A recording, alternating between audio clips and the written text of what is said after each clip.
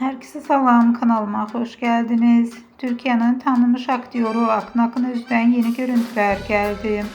Akınöz'ün birbirinden muhteşem görüntüleri sosyal medyada hayranları tarafından büyük ilgi gördü. Görüntülere kısa sürede binlerce beğeni ve yorum geldi.